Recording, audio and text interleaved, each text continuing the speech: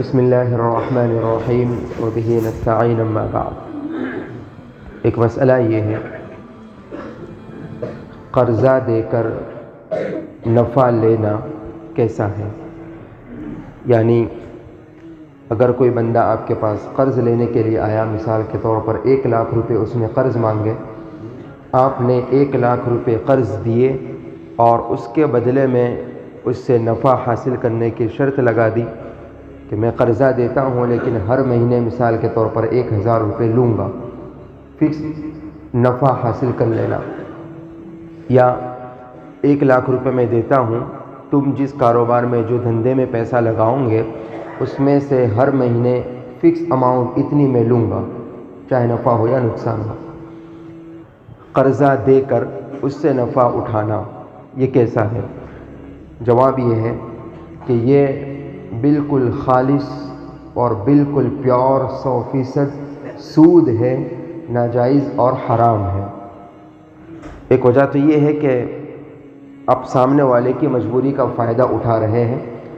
ضروری نہیں ہے کہ ہر بندہ بالکل سٹیبل ہی ہو، وہ بس ویسے ہی قرضہ لے رہا ہو۔ اکثر ایسے ہی ہوتے ہیں جو قرضہ لیتے ہیں وہ مجبوری میں، ضرورت کی وجہ سے قرضہ لیتے ہیں، تو آپ سامنے والے کی مجبوری کا فائدہ اٹھا رہے ہیں۔ وہ آپ سے قرض مانگ رہا ہے اور آپ بجائے اس کی مدد کرنے کے اس سے آپ فائدہ لے رہے ہیں۔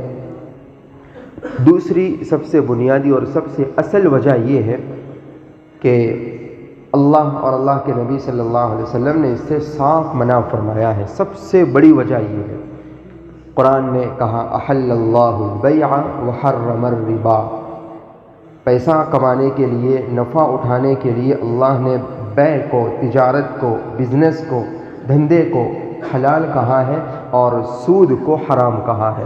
تو یہ بالکل پیور سود والا معاملہ ہے، اس میں کوئی شک نہیں ہے۔ تو قرآن میں اس سے منع فرمایا، بالکل حرام کا، حرم الربا، اللہ نے سود سے منع کیا۔ اور اس سے کلیئر بات حدیث میں ہمارے آقا صلی اللہ علیہ وسلم نے بیان فرمائی، کل قرض جر منفعۃ فہو ربا، ہر وہ قرضہ جس کے بیس پر آپ کوئی نفع حاصل کرو وہ فہو ربا، وہ ربا ہے، وہ سود ہے، وہ بیاج ہے۔ کل قرض جر منفعۃ فہو ربا، ہر وہ قرضہ جس پر آپ، جس کے بنیاد پر آپ نفع اٹھائیں وہ سود ہے۔ ظاہر آپ 1,00,000 روپے قرضہ دے کر اسی کے بیس پر ہر مہینے 1,000 روپے مثال کے طور پر لے رہے ہیں نا، تو یہ بالکل خالص سود ہے۔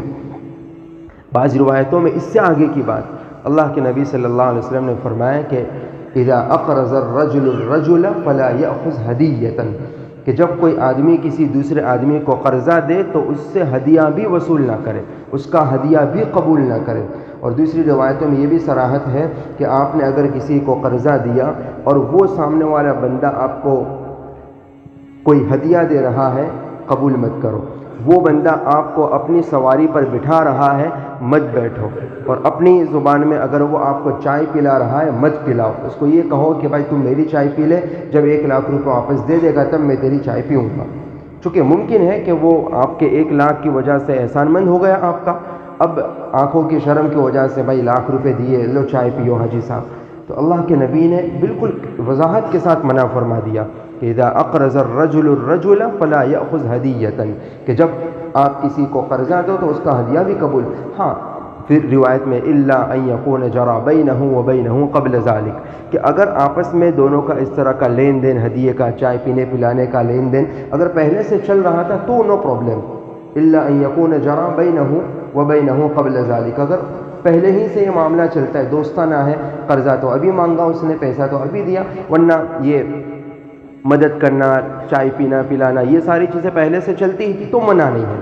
لیکن پہلے کچھ نہیں تھا، بس دعا سلام تھی، لیکن 1,00,000 روپے دیے اس کے بعد سے اس کے تیور بدل گئے، بیچارہ آپ کو چائے پلا رہا ہے، آپ کی مدد کر رہے ہیں، تو اللہ کے نبی نے اس سے منع فرمایا۔ تو بہرحال یہ کسی کو 1,00,000 روپے مثال کے طور پر دینا اور فکس کر لینا کہ ہر مہینے میں اتنے روپے لوں گا، یہ خالص سود ہے۔ ایسا کرنے والا اپنے پیٹ میں سود اور بالکل حرام کا لقمہ کھا رہا ہے، ظاہر ہے اس کی دعائیں قبول نہیں ہوگی اور بہت بھاری نقصان کا معاملہ ہے، تو اس لیے اس چیز سے بچنا چاہیے۔ ہاں یہ شکل جواز کی ہو سکتی ہے کہ آپ پارٹنرشپ کر لے. مثال کے طور پر 1 لاکھ روپے اس کو دیے کہ آپ جو بھی دھندا شروع کریں، جو بھی کام کاج کریں تو اس میں اپنے دونوں کی پارٹنرشپ. مثال کے طور پر تیرا 10 لاکھ ہے تو میرا 1 لاکھ روپیہ رہے گا، اور اس میں ٹکا واری کے حساب سے تیرے 80%، میرے 20%، جو بھی آپس میں رضامندی سے طے ہو جائے. نفع اور نقصان دونوں میں پارٹنرشپ ہوگی اور پرسنٹیج کے حساب سے پارٹنرشپ ہوگی. یہ 2 چیزیں ضروری ہے. اس میں بھی فکس نہیں کر سکتے کہ ٹھیک ہے جو بھی دھندا کر اپنے دونوں پارٹنر ہر مہینے 500 روپے میرے کو دے دینے کے، تو وہ بھی جائز نہیں ہے. پارٹنرشپ ہوگی نفع اور نقصان دونوں میں. نفع ہو تو بھی آپس میں اپنے دونوں کا، نقصان ہو تو بھی اپنے دونوں کا، اور وہ بھی پرسنٹیج کے حساب سے. آپ اس طرح اگر پیسہ دو اور اس میں پیسہ کمانا چاہو، نفع حاصل کرنا چاہو تو کر سکتے ہیں، اس طرح کر سکتے ہیں. ورنہ یہ شکل کہ ایک فکس اماؤنٹ دے دی اور اس کے بیس پر فکس اماؤنٹ ہر مہینے حاصل کرتے رہنا، چاہے بڑی رقم ہو یا چھوٹی سی معمولی سی رقم ہو، وہ سود ہی ہے. اس سے بچنے کی ضرورت ہے. قرض کسی کو دینا یہ خالص احسان اور تبرع کا معاملہ ہے، خالص سامنے والے کی مدد کرنا ہے. اور حدیث میں ہے کہ کل قرض صدقۃ، کہ ہر قرضہ جو آدمی کسی کو دیتا ہے وہ صدقہ ہے. یہ اب بہت بڑی فضیلت کی بات اللہ کے نبی نے بیان فرمائی. ممکن ہے آپ زندگی بھر 50,000 روپے لوگ زکوٰۃ ادا نہیں کرتے، للہ صدقہ کیا کریں گے؟ تو اگر آپ نے کسی کو 50,000 روپے دے دیے صدقے کی نیت، آپ کی نیت صحیح ہونی چاہیے. اللہ کے نبی کا فرمان ہے، وعدہ ہے، کل قرض صدقۃ، تو اس 50,000 پر آپ کو صدقے کا ثواب ملے گا. اب ممکن ہے 50,000 روپے زندگی بھر کبھی صدقہ نہ کرو، لیکن آپ نے اخلاص کے ساتھ بغیر سود کے قرضہ دے دیا، اس پر آپ کو اللہ کے نبی کا وعدہ ہے صدقے کا ثواب ملے گا. تو قرضے پر اس طرح نفع اٹھانا یہ خالص سود ہے. ایسی شارٹ کٹ والے کاموں سے اور شارٹ کٹ ذریعے اختیار کرنے سے پیسے کمانے کے بچنا چاہیے. اس سے ایمان کمزور پڑ جائے گا، اعمال میں خرابی پیدا ہو سکتی ہے اور دعائیں قبول نہیں ہوگی. اللہ تعالی ہم سب کو ہر طرح کے حرام لقمے سے بچائے. واللہ اعلم بالصواب.